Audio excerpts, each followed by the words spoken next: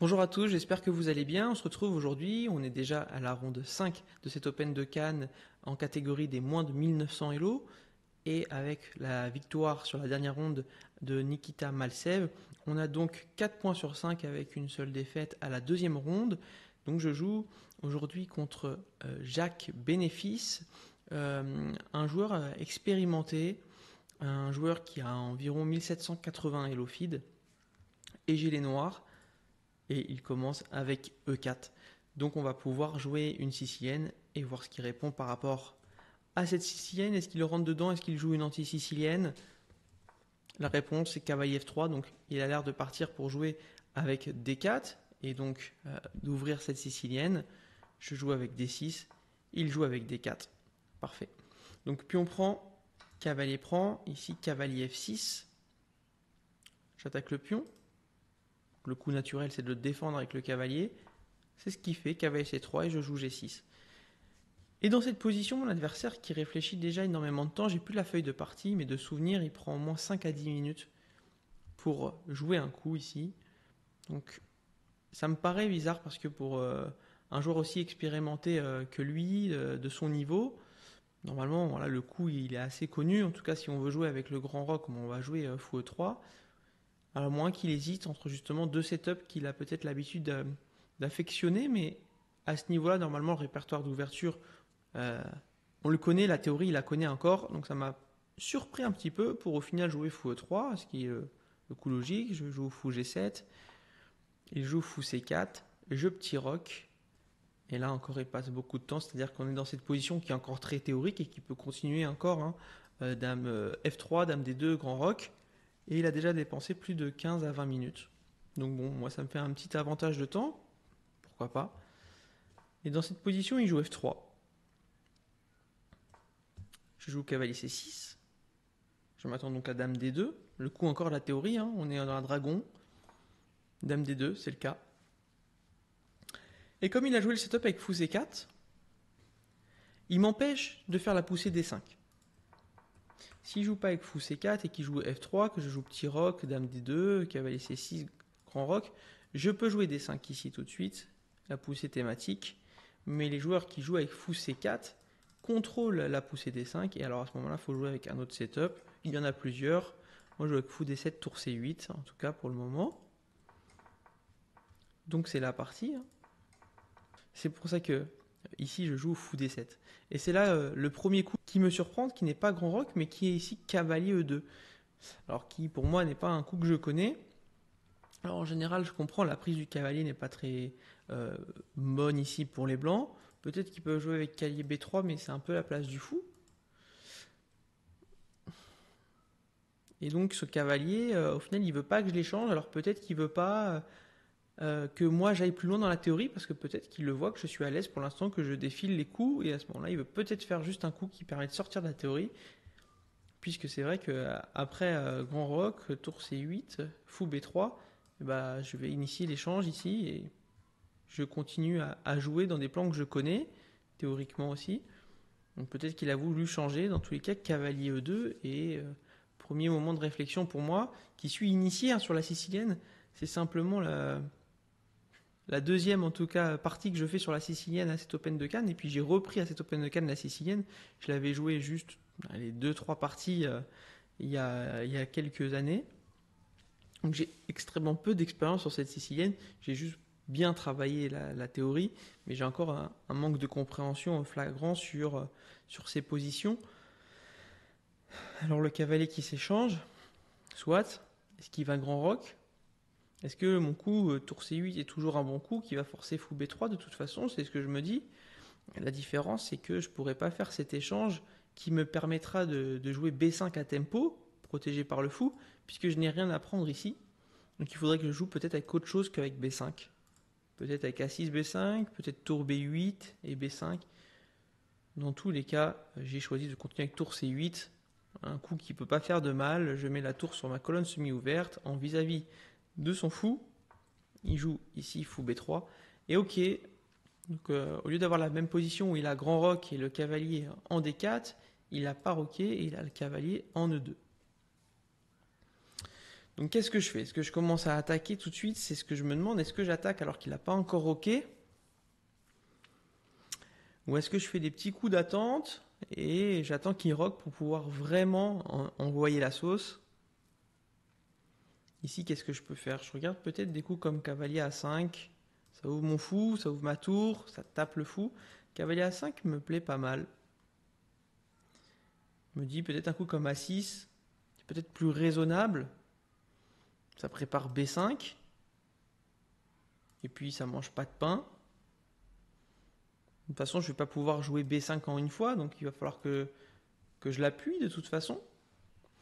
Donc je pars sur un coup pratique, A6. Et là, il me joue du coup un coup qui me surprend. Je m'attendais à grand roc. Et en fait, il veut pas grand roc. Il joue fou H6. Il me dit non. Et je vais pas roquer. Je vais peut-être petit roc, ce qui me surprendrait. En tout cas, je vais rester avec le roi au centre. Et fou H6, ça m'embête beaucoup parce que j'avais prévu que sur H4, j'allais jouer H5 et défendre son attaque de cette façon. Mais en fait, il me joue fou H6 et je ne peux plus faire H5. Donc il me bloque comme ça et là, il me prend un petit peu de cours. Et je vois là peut-être un manque de connaissances sur ses positions puisque je ne suis pas à l'aise à défendre ce genre d'attaque qui va arriver rapidement avec H4, H5, la dame qui peut arriver.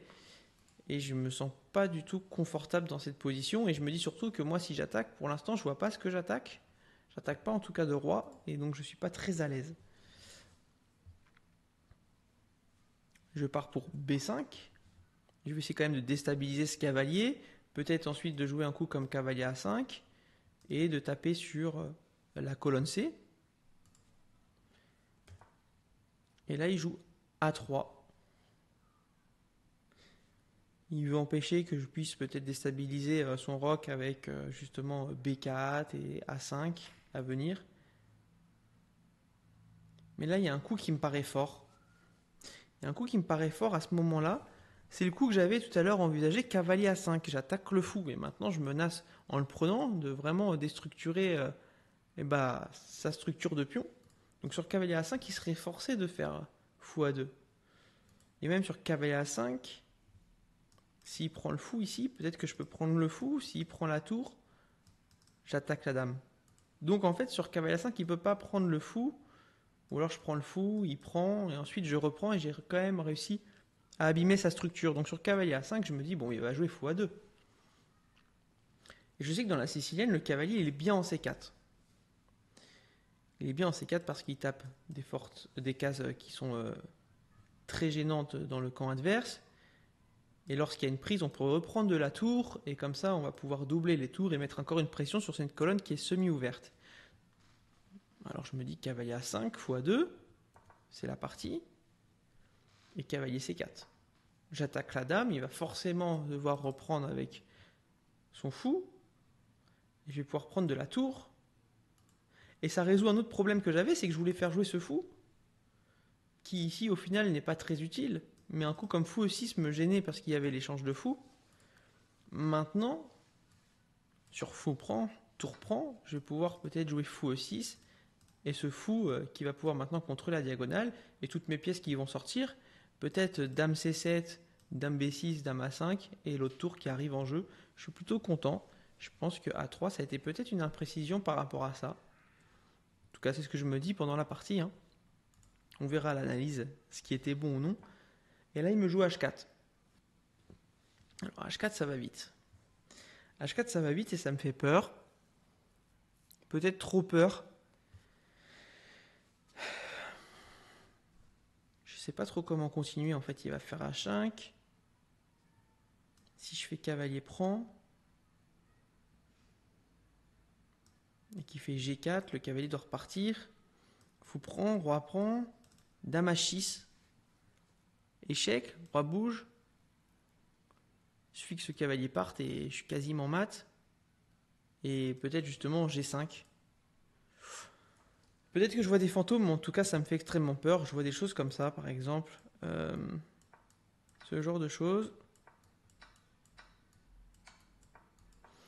Où maintenant le cavalier doit partir avec menace de mat. Alors peut-être que j'ai cavalier H5. Mais qu'est-ce que je fais sur un coup comme cavalier G3 ? En tout cas, ça me fait très peur. Et je me dis, il faut que je trouve une solution.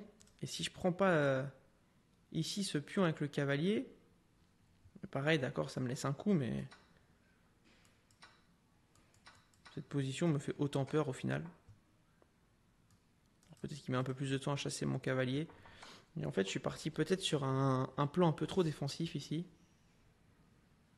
Mais parce que simplement, comme il n'a pas grand roc, je ne savais pas vraiment ce que j'attaquais comme cible. Donc ça sera à travailler à l'avenir.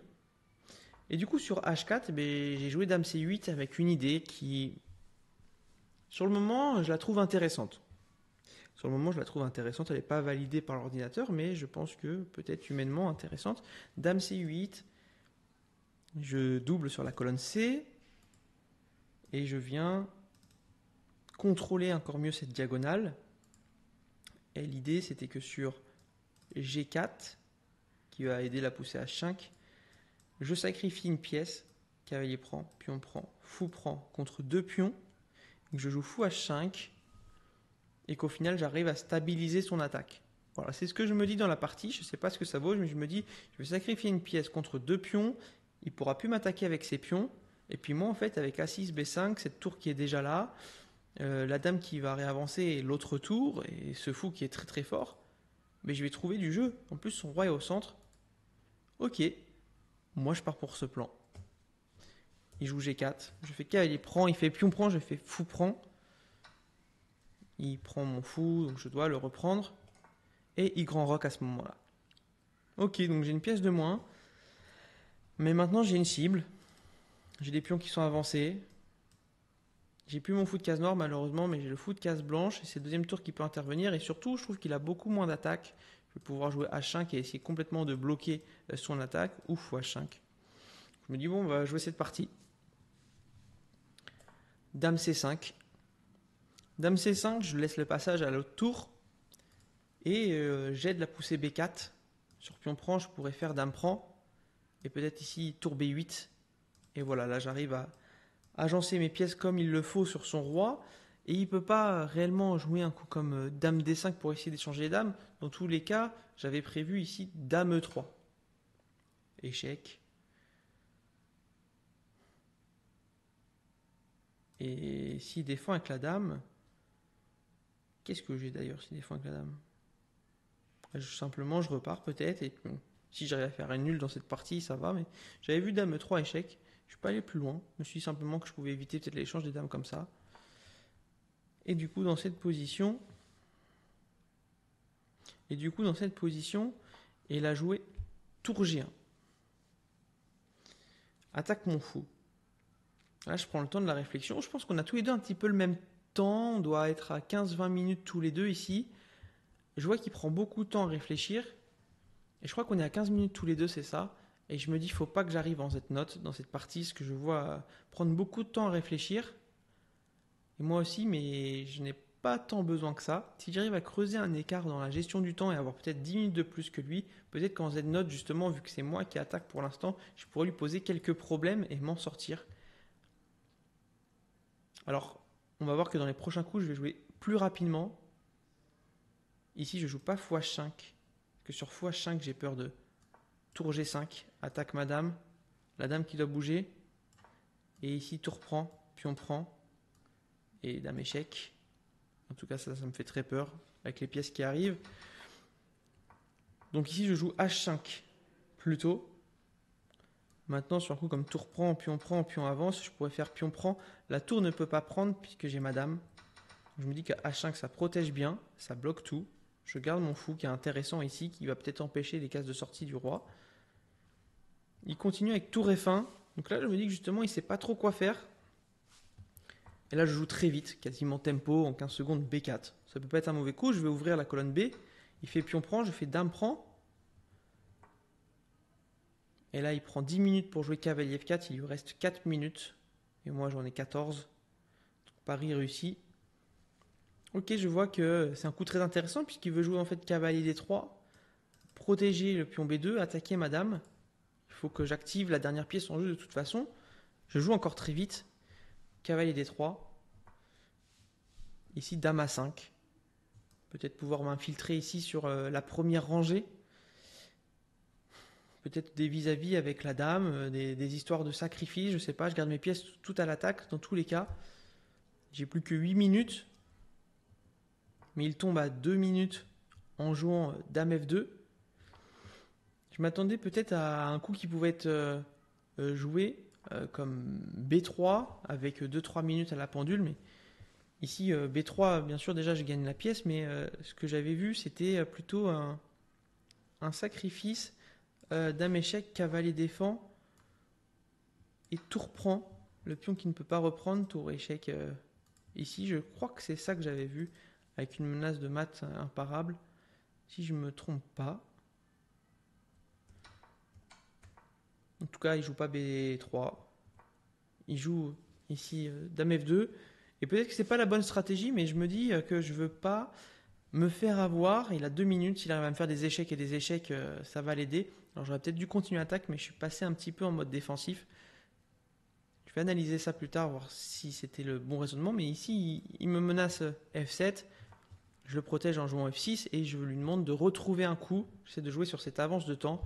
Il a 2 minutes, j'en ai 8. Il joue tour H2.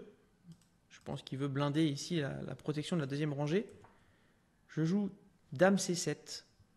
Voilà, je double ici sur C2, même si c'est bien protégé. Mais surtout, je vais maintenant avancer le pion A pour essayer d'abîmer encore plus son pion, sa structure de roi. Enfin, sa protection du roi, pardon. Et peut-être un pion qui passe, je ne sais pas. Mais en tout cas, sans ça, j'arrivais plus à trouver de sacrifice ou d'attaque. Donc j'ajoute encore un élément à ce dynamisme et à cette attaque. Et là, il joue cavalier D5, attaque madame. Et je vois rapidement que ça me fait peur. Parce que ce qui me fait peur, c'est cavalier prend ici. Alors, imaginons je bouge madame. Voilà, c'est cavalier prend, pion prend, dame échec. Roi bouge, dame échec. Ça fait très très peur. Il pourrait refaire échec. J'aime pas du tout cette position. Du coup, je veux protéger ce sacrifice. Donc, je choisis d'aller en D8 pour reprotéger une fois de plus. Et vous voyez qu'ici, il y a la petite couronne. C'est parce qu'après ce coup, mon adversaire tombe à la pendule. Il a essayé de jouer à la dernière seconde, mais il n'a pas réussi. Et donc, cette stratégie de gestion du temps, au final, a réussi à fonctionner. C'est vrai qu'il a eu du mal à m'attaquer tout du long. Il a essayé de convertir sur son avantage matériel dû au sacrifice que j'ai fait pour essayer de ralentir l'attaque. Il y avait un petit peu de venin. Dans cette position, l'ordi donne les blancs gagnants, de +1 à +2 durant toute la partie. Mais j'avais cette initiative, ce contre-jeu un petit peu, qui, avec une bonne gestion du temps de mon adversaire, aurait fini par avoir sûrement un gain pour lui.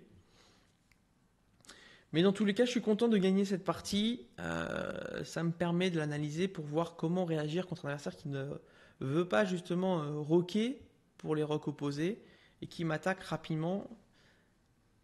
On va voir l'analyse. Si cette manœuvre de défense avec ce sacrifice de pièces était intéressant ou non.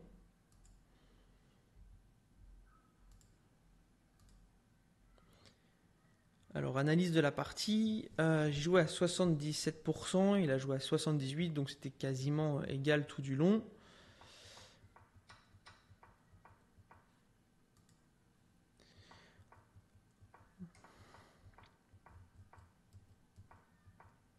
Ok, tour C8, A6. Bon, imprécis, mais qu'est-ce qu'il préférait ici? Cavalier A5 tout de suite, ce que j'avais pensé, mais A6, fou H6, B5. Et A3 ici est une erreur. Cavalier A5, mais cavalier C4 est une erreur. En fait, l'ordinateur aurait préféré garder ce cavalier et ne pas l'échanger contre ce fou en disant que ce cavalier est beaucoup trop fort. Et plutôt de faire cavalier C4, fou prend, tour prend et installer mon fou, de faire le contraire. De faire fou E6, de menacer de le prendre, de forcer à cet échange pour ensuite installer un cavalier en C4 vraiment monstrueux et dominant. Donc ça serait intéressant à garder à l'esprit pour la prochaine fois. Ok, sur H4, j'ai joué Dame C8, mais alors là, l'ordi aimait bien en fait tour C5, un coup qui est aussi défensif, qui empêche la progression, et sur un coup comme G4, Ici, je peux simplement continuer mon attaque. Et la tour protège ici beaucoup mieux. Hein. Sur H5, je peux faire fou prend H6, dame prend H6 et G5 qui bloque ici l'avancée des pions. S'il joue F4 pour essayer de forcer, en fait, il y a juste cavalier prend G4 et il n'y a plus du tout de structure de pion. Donc intéressant à garder à l'esprit. Donc j'ai joué dame C8, il a joué G4, j'ai fait cavalier prend, pion prend, fou prend. En fait, sur G4, il émet le coup fou prend H6, dame prend H6 et dame C5 pour ramener un petit peu les pièces peut-être en jeu. Et sur H5, en fait, j'ai toujours thématique G5 grâce à ma dame ou ma tour qui aurait pu venir pour protéger. Et là, ça bloque un peu l'attaque. Il va falloir qu'il prenne une décision qui rock quand même à un moment. Et ici, j'ai une position qui est très intéressante. Je peux jouer A5, B4, je peux jouer tour C8. Très bonne position. Donc, je vais garder à l'esprit cette manœuvre avec G5 une fois que j'ai une pièce sur la 5e rangée.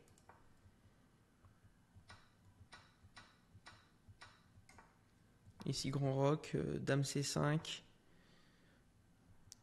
Tour G1 et H5 ici. Bon coup, parce que sinon, c'est vrai que je me prenais tour G5. La tour en F1, B5. Alors B5, il préférait que je fasse A5 et je le prépare pour le reprendre d'un pion, mais bon. Ok, dame prend. Cavalier F4, là, il a trouvé là, une bonne manœuvre, mais qui lui a pris beaucoup de temps, qui lui a pris 10 minutes. Et dans cette position, je joue F6. Et là, dame C7. Mais il aurait préféré tour B C8 que je double ici les tours. Que je mette une pression. Ok, parce qu'en fait, sur cavalier D5, tour prend, dame prend. Sur tour prend, il y a tour prend. Et à ce moment-là, il aurait deux tours, deux cavaliers contre dame fou. C'est assez complexe. Mais en fait, ici, il y aurait le coup dame 1, échec. Le roi qui doit bouger. Et maintenant, on peut faire tour prend C2. Il reprend du roi. Et on arrive à terminer avec dame prend F1. Et là, on récupère la tour en plus. Ok. Donc F6. J'ai joué plus prudemment avec dame C7. Il joue cavalier D5, le meilleur coup. Je joue aussi donc dame D8 pour protéger. Et il tombe autant dans cette position qui est notée du coup entre plus 1 et plus 1,5 pour les blancs s'ils trouvent ou non les meilleurs coups. Donc c'est encore jouable au final pour les noirs cette position. Hein. Une position intéressante avec des pièces qui sont assez bien placées. Et ce pion A qui peut être dangereux. Donc pourquoi pas, ça aurait pu continuer encore un petit peu. Mais en tout cas voilà, j'espère que cette partie vous a plu. Et puis on se retrouve pour la ronde 6 avec donc 4 points sur 5. Je vous dis à la prochaine. Ciao.